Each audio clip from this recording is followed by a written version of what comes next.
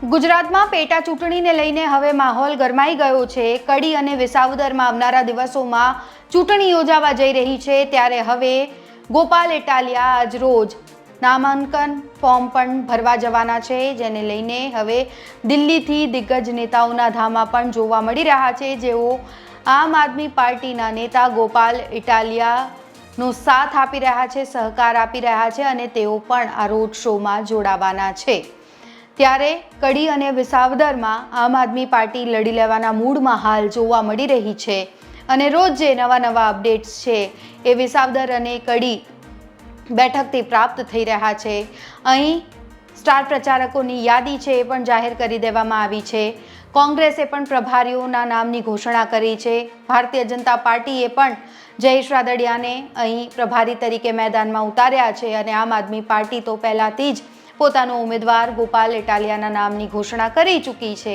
એવામાં ગોપાલ ઇટાલિયા હવે નામાંકન પત્રિકા ભરવા જશે, જેને લઈને હવે તમામ જે દિગ્ગજ નેતાઓ છે તેમના ધામા પણ આવનારા દિવસોમાં હવે જોવા મળશે।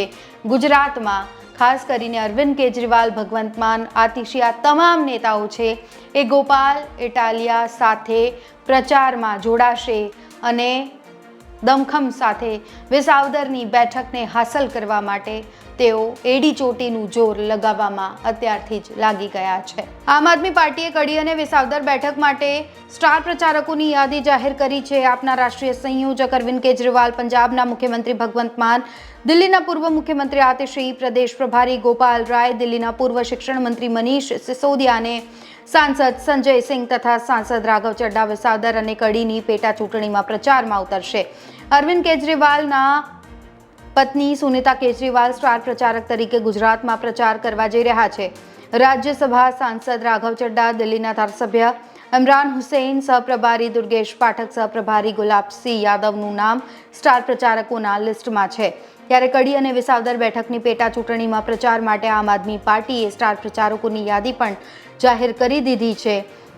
જ્યારે ગુજરાતના નેતાઓની વાત કરવામાં આવે તો આમ આદમી પાર્ટીના પ્રદેશ પ્રમુખ ઈસુદાન ગઢવી, ધારાસભ્ય ચૈતર વસાવા, હેમંત ખવા, ઉમેશ મકવાણા, ધારાસભ્ય સુધીર વાઘાણી પણ સ્ટાર પ્રચારકની યાદીમાં સામેલ છે। આ તમામ રાષ્ટ્રીય નેતાઓ વિસાવદરના ઉમેદવાર ગોપાલ ઇટાલિયાના રોડ શો, જન આશીર્વાદ યાત્રા અને ઉમેદવારી પત્રક ભરનાર કાર્યક્રમમાં હાજર રહેવાના છે। આમ આદમી પાર્ટીએ કડી વિધાનસભાની પેટા ચૂંટણીમાં ઉમેદવાર જાહેર કર્યો છે। આમ આદમી પાર્ટીથી જગદીશ ચાવડાના નામની કડી વિધાનસભાથી મોહર લાગી ગઈ છે। ઈસુદાન ગઢવીએ ખુદ આ બેઠકની જાણકારી આપી છે। ત્યારે આમ આદમી પાર્ટી મજબૂતીથી લડશે અને જીતશે તેવો ઈસુદાન ગઢવીનો પણ દાવો છે। ત્યારે કડી ખાતે ભાજપના ચૂંટણી કાર્યાલયની શરૂઆત પહેલા પ્રભારી સુરેશ પટેલ, આ સાથે જ અલગ અલગ મહામંત્રીઓ પણ અહીં જોવા મળ્યા હતા। ઉપસ્થિતિમાં ખાનગી સમીક્ષા બેઠક પણ યોજવામાં આવી અને ત્યારબાદ કડી વિધાનસભા પેટા ચૂંટણી માટે કાર્યાલય ખુલ્લું મૂકવામાં આવ્યું છે। કોંગ્રેસ પણ એક્ટિવ મોડમાં જોવા મળી રહી છે। ગુજરાતમાં 2 વિધાનસભાની પેટા ચૂંટણી માટે કોંગ્રેસ સક્રિય છે। કડી અને વિસાવદર માટે કોંગ્રેસની સેન્સ પ્રક્રિયા પૂર્ણ કરી લેવામાં આવી છે।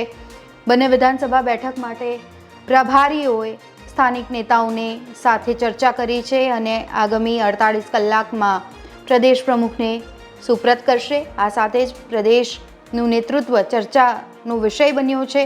ગુજરાત કોંગ્રેસ વતી સંભવિત ઉમેદવારોની પેનલ AICC ખાતે મોકલાશે અને 1 જૂનના રોજ મોડી સાંજ સુધીમાં કદાચ ઉમેદવાર જાહેર થઈ શકે છે।